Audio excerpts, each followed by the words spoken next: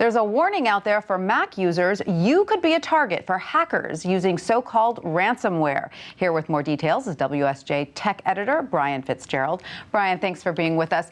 Tell us more about this warning. Sure. Well, I think it was off-putting for Mac users who think that they're just generally safer from viruses and malware and bad software. That's always been my impression. Right, sure. I use a Mac. And to be honest, Apple sort of sells that as a strength, right?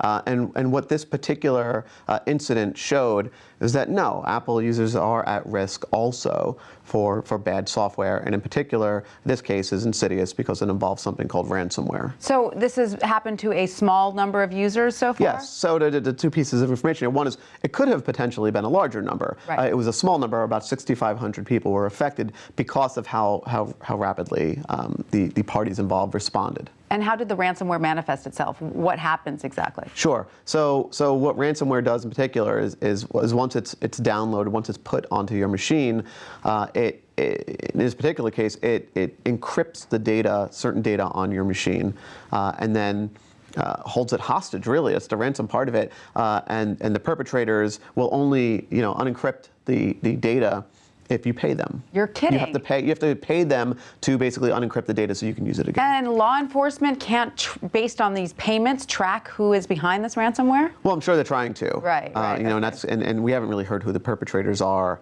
No information on that yet. Right, none that I've seen. What is Apple saying about this? Sure. Well, Apple's line is generally we are safer, and they are safer than Windows PCs, but largely because of what's really known as security through obscurity.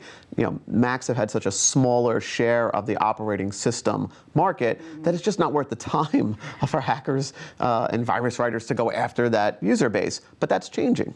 And so we have no sense of who these hackers are, correct? They could be coming from anywhere in the world. No, and I think the important takeaway for Mac users is you should expect that more people are going to come after you, especially as once headlines start surfacing, first ransomware, first. Well, what should we be on the lookout for? I mean, are these coming in through suspicious emails? How are they getting into the computer? Sure, so great question. So, and I should say one of the other reasons why Macs are safer is because they have a much more tightly controlled app store, even for the Mac, than you would normally see on Windows. On Windows machines, you download everything from everywhere. That's less the case with Macs. But I just think the takeaway for Mac users is you should just be on guard and practice safe hygiene with the web. Right. So be conscious of what you're downloading. Just same stuff you tell people who use Windows machines. Right. Now, we're all pretty conscious of sort of suspicious phishing emails. Are these emails taking any new forms? No, it's the same phishing type emails.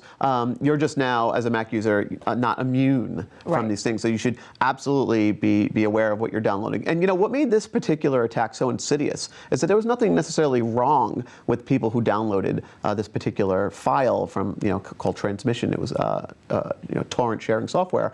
They weren't doing anything wrong in that sort of suspicious nature. What did a lot of the people do? Did they pay them to get their information back? Well, so I don't know how many people have paid and how many haven't, and it's sort of a really hotly debated piece. What should you do, right? What should you do when you're held? Because there have been some authorities who said, don't pay them. Yeah, so they say don't. Some have said do pay them. You might not have. Yeah, you might not have a choice because it's kind of the equivalent of dropping your laptop in a river. It's you're really done for. We can't help you, and you have to make that decision.